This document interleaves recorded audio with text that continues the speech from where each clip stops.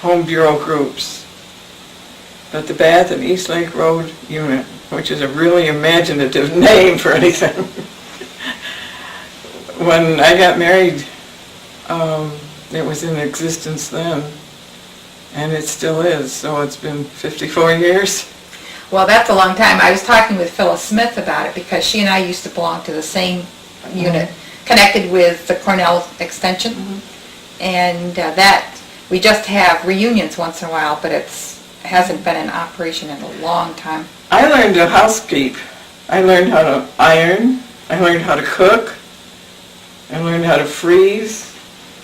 All of these things that you need to keep house through Home Dem. I did a lot of learning for canning and so on, but we also had some opportunities to take some sewing classes and some tailoring, because I tailored coats and jackets that we did through Home Extension or Home Bureau. Do any young women join you now? Oh, that's difficult. Those people are working. They don't have time. I said I was a working mother when we had ours, but that was kind of a night out for us. Yeah. But I think we didn't have as many other commitments for evening time. There are so many now. But it's a shame that, I learned how to make a bed, with those perfectly square corners through Home Dem. Well, I didn't People now they don't even know what that is, to make a bed that way. Well, my mother was a nurse, and she always insisted we make nice, tight corners. And I go to motels and hotels, and I think they've gone to the same school to learn, because you try to take the covers off and everything comes. So. Now, since no new people are joining the group, and all of you know all these things now, what do you do at Home Bureau? We invite people in to talk to us. Helen's been there a couple times telling of her trips.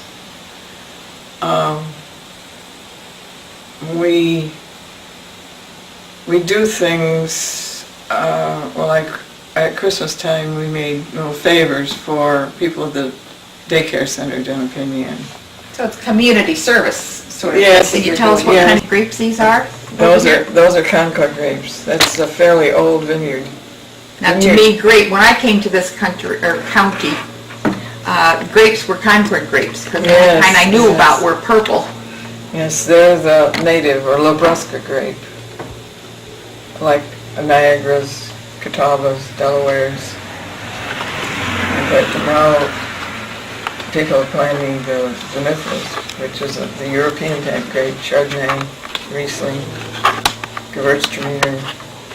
Now, do you sell to wineries, or do you sell to grape juice, or? Mostly to Canandaigua. It used to be Taylor, and Taylor no longer.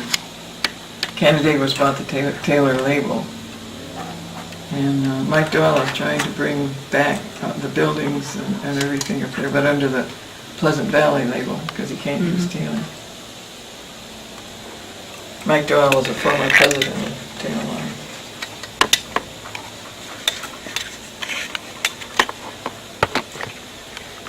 Do you think we can get better outside and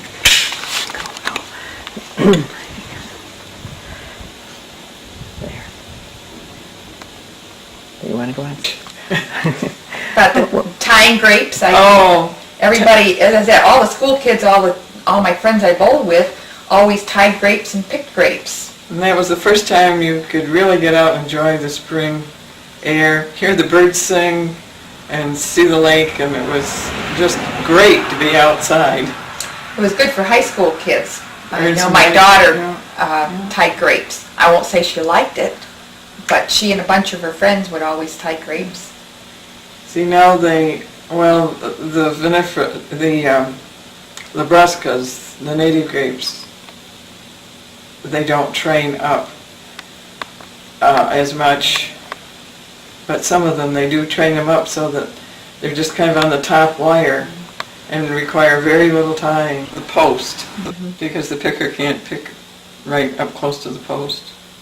Now, Also- they still do hand picking for table use. Yeah.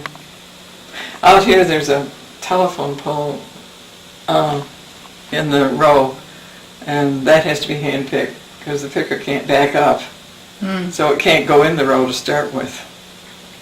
I guess that's where we get them around a light post that goes, or some kind of a pole that goes through the vineyard. They also, the grape picker is changed now, so that it can pick the vinifera grapes. The way the grape pickers have been, they hit the vines and knock the grapes off on a conveyor belt.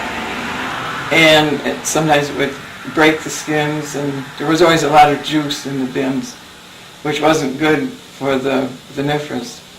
So now they have the grape pickers so that two people sit in there back to back, sit right in the picker, and they reach out and shake the vines and shake the grapes on the conveyor belt. Now, there's some kind of a test that they do to tell when the grapes are ready, when they're sweet Sugar enough, content. or what are they called, bricks, or BRIX. what does that? How many bricks do they have to have before they want them? Do you remember?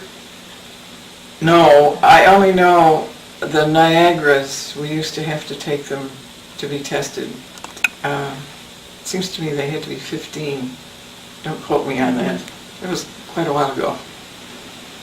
And I don't have to do it now. that's somebody else's problem. Yeah, right.